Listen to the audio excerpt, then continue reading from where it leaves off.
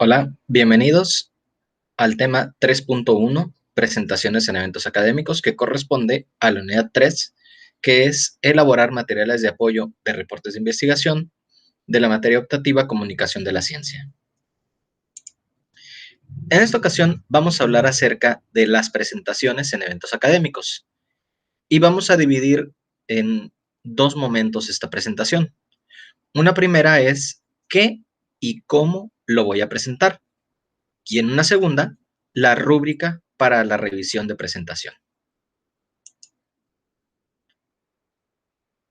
Cuando uno hace una presentación de forma oral, digamos en un congreso o en algún evento, o está presentando un cartel, o está como facilitador en un taller, es distinto a cuando uno da clases frente a un grupo.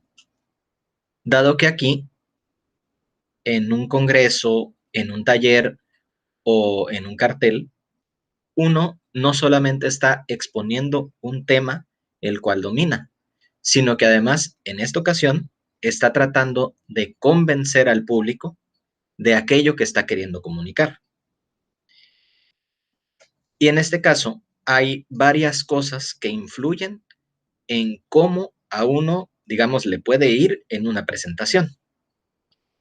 Y esto pues lo tengo dividido en tres partes. Donde nos vamos a concentrar cuando vamos a hablar de las rúbricas va a ser en lo que respecta al material de apoyo únicamente. Lo que les voy a mencionar aquí son tips o consejos o recomendaciones que se da para la parte de la imagen personal y de las cuestiones técnicas. En cuanto a recomendaciones de vestimenta, esto es algo que se ha dicho muchas veces en otros espacios y también quizás uno mismo lo ha visto en eventos. Dependiendo mucho de la disciplina en la que se esté trabajando, se estila, digamos, que un expositor vaya de traje con corbata o con vestido formal en el caso de las mujeres. Sin embargo, hay veces que los eventos, por el enfoque que tienen, digamos, va dirigido a estudiantes y normalmente quienes van a ver al presentador son estudiantes. Y casi siempre también quien presenta es un estudiante. Muchas veces lo que se recomienda es una vestimenta formal, es decir, por ejemplo, en el caso de los hombres, camisa y pantalón, pero no necesariamente tiene que ser con un saco y corbata. En el caso de las mujeres, también una vestimenta formal, puede ser un traje sastre o puede ser este, una blusa formal y un saco, dependiendo también de las condiciones climatológicas, obviamente. En cuanto a recomendaciones de manejo del escenario, es muy usual que en un congreso las exposiciones sean en un foro donde hay suficiente espacio para uno poder moverse y caminar. Es recomendable que uno utilice no solamente su comunicación verbal, es decir, las palabras que uno dice, como subir los tonos, cambiar un poquito la entonación, modificar la dicción en algunas palabras, sino también el movimiento de las manos, el movimiento de los brazos, el trasladarse de un lado a otro del escenario ayuda mucho para mantener la atención en lo que uno está comunicando, dado que las diapositivas son un apoyo a lo que se está presentando.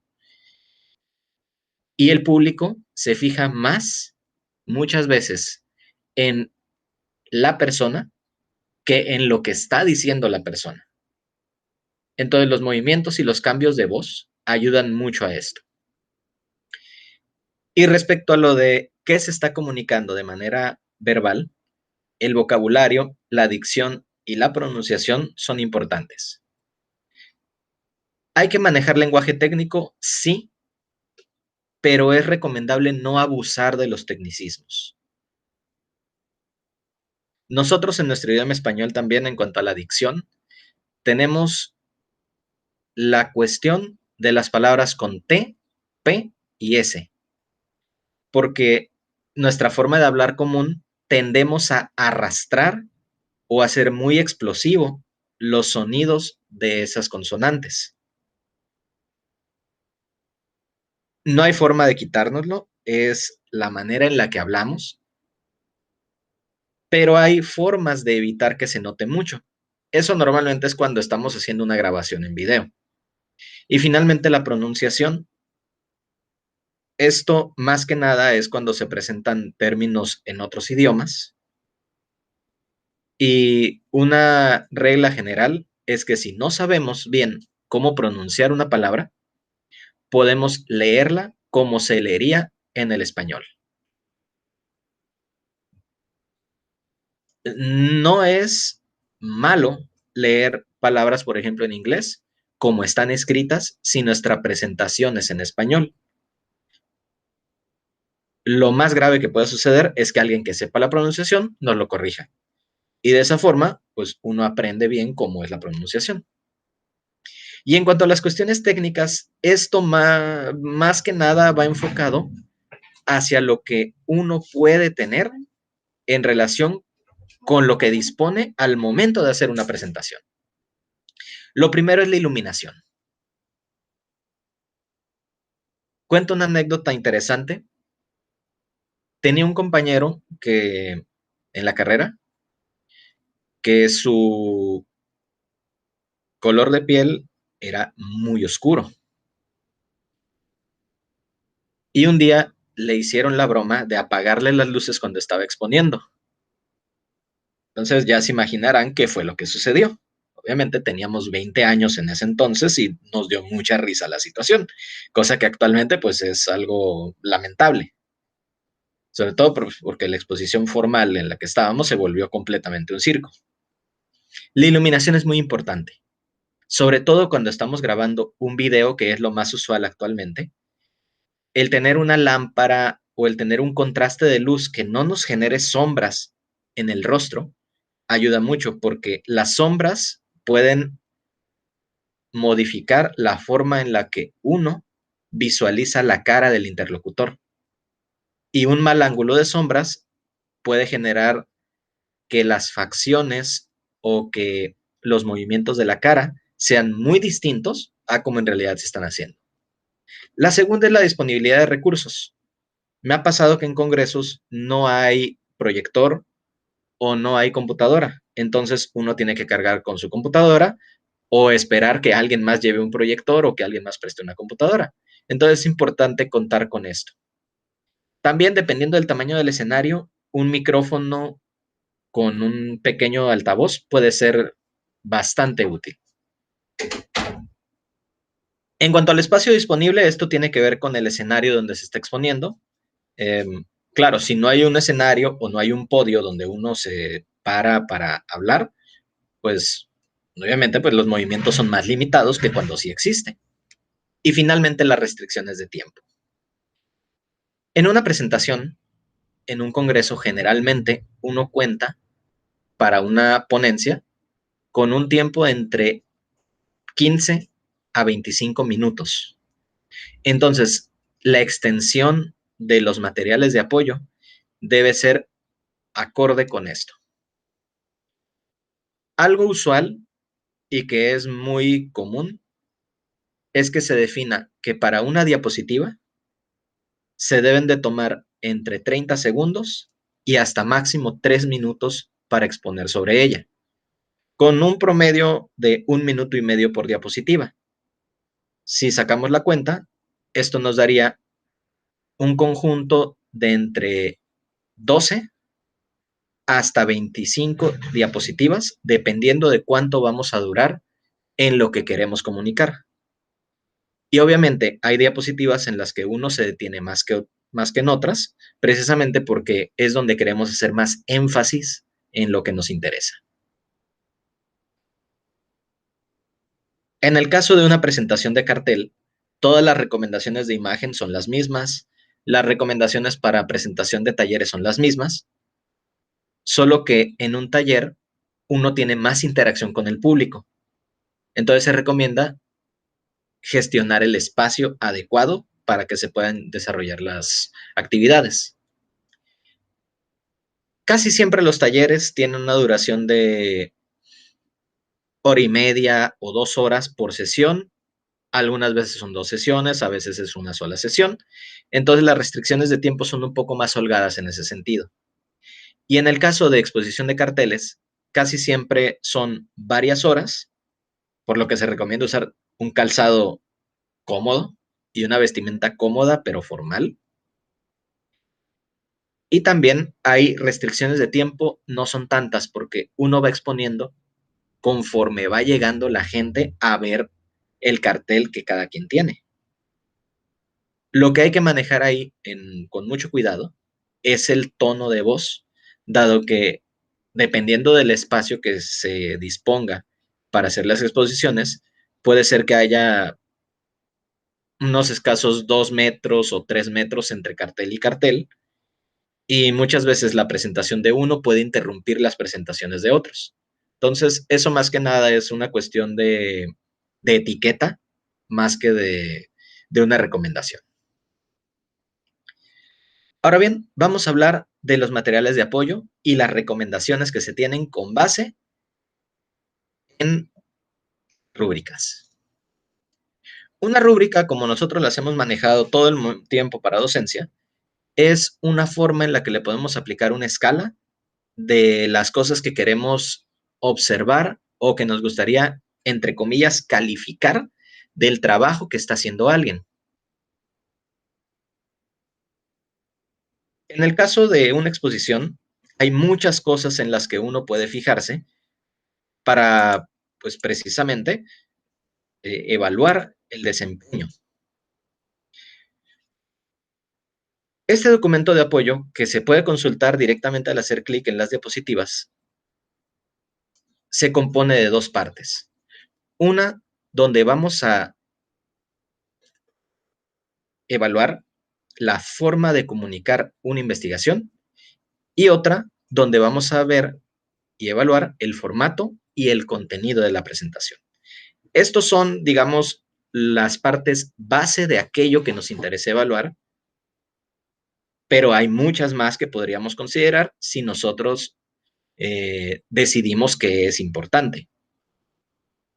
Por ejemplo, la comunicación de la investigación, tenemos si el lenguaje de quien está presentando es claro,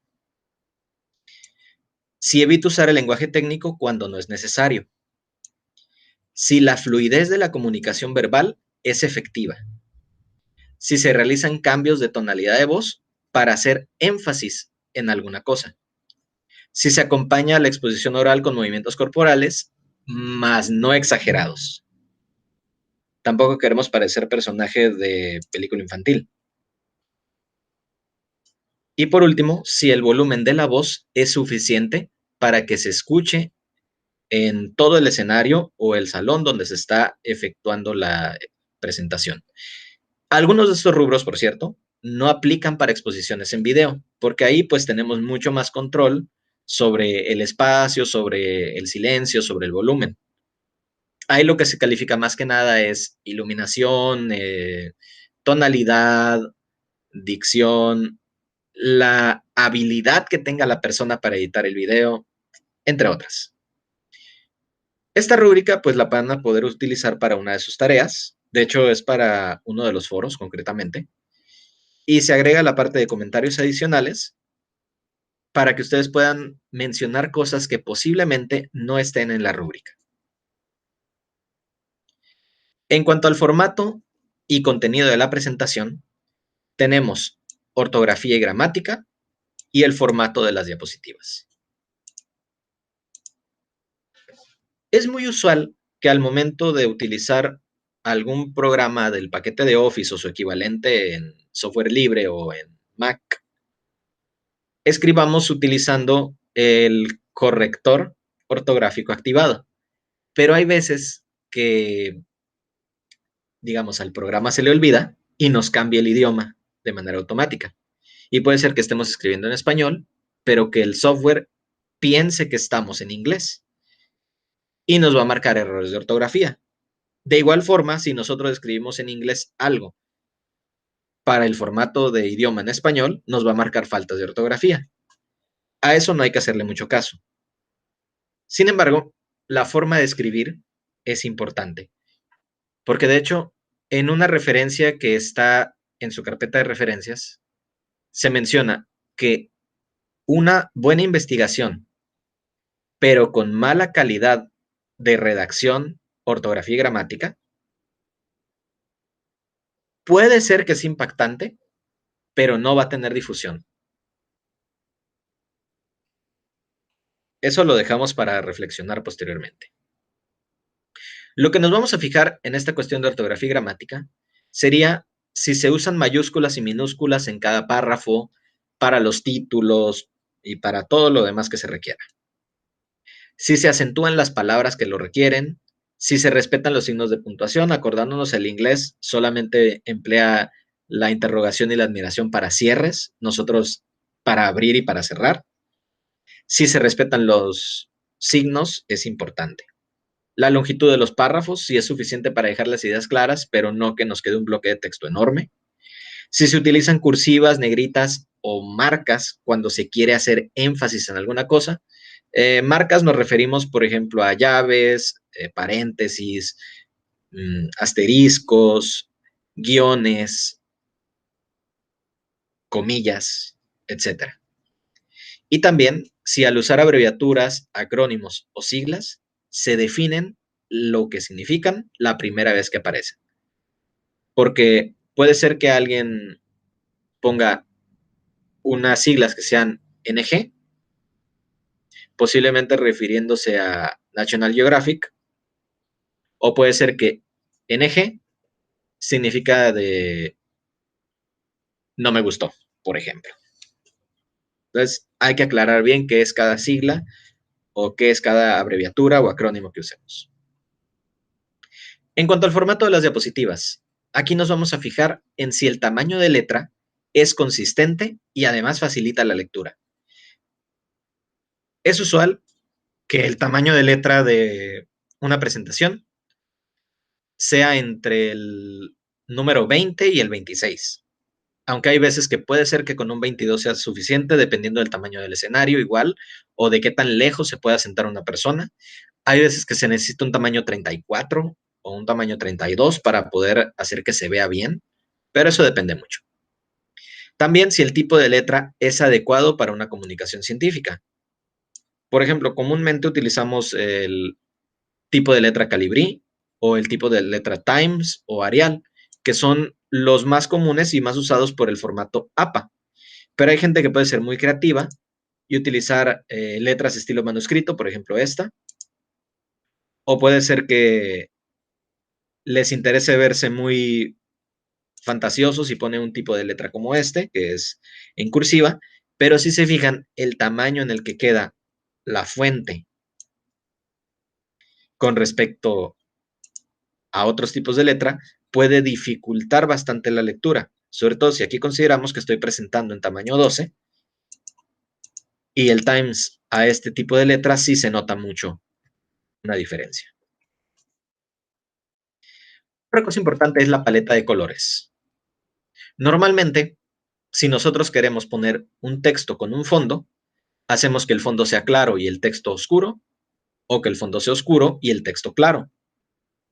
Es más amigable a la vista, sobre todo por las condiciones de iluminación, que sea un fondo oscuro con letras claras, que un fondo claro con letras oscuras. El fondo claro con letra oscura se utiliza más en condiciones de iluminación fuertes, cuando la luz puede estorbar a los ojos. Pero casi siempre son condiciones de interiores y ahí facilita mucho más un fondo oscuro con letra clara. Y claro, lo más común es evitar utilizar colores como el amarillo,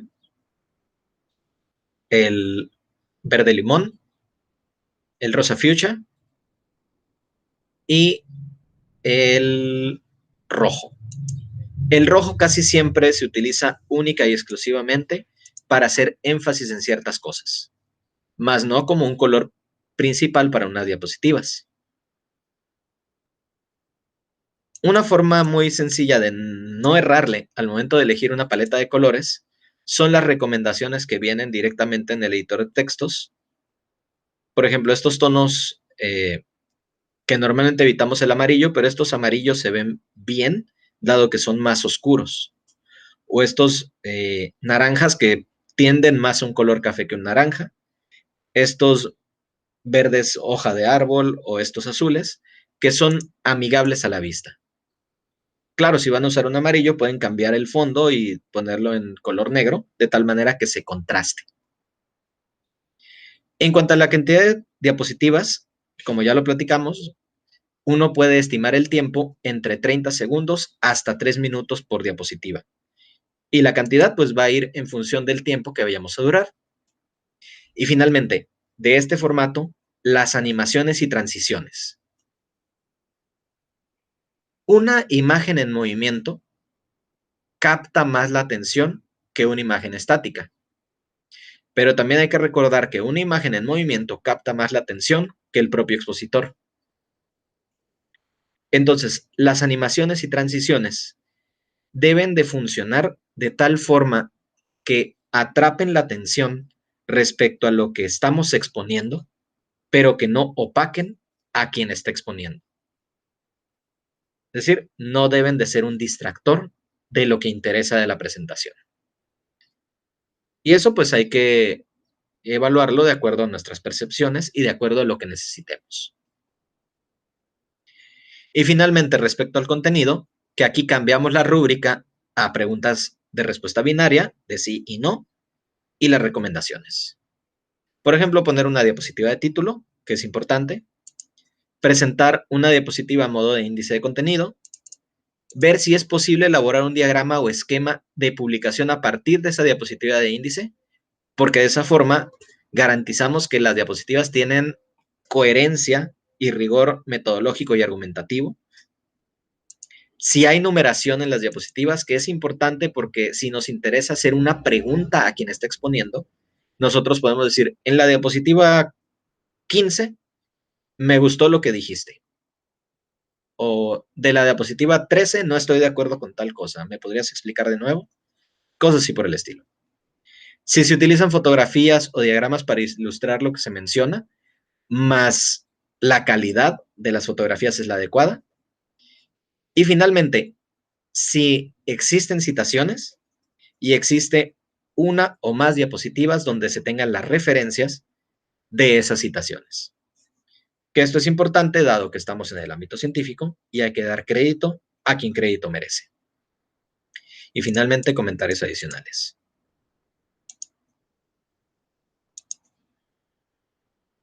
Esto es todo respecto a las presentaciones de eventos académicos. No pongo referencias respecto a estas diapositivas, dado que es más que nada aquello que hemos visto de acuerdo con nuestra experiencia. Hay muchas cosas más de las que podemos hablar sobre esto. Quizás ustedes ya han expuesto en algún evento académico y ya conocen otros trucos o conocen otros tips. Es muy importante siempre tenerlos en mente porque se pueden presentar casos.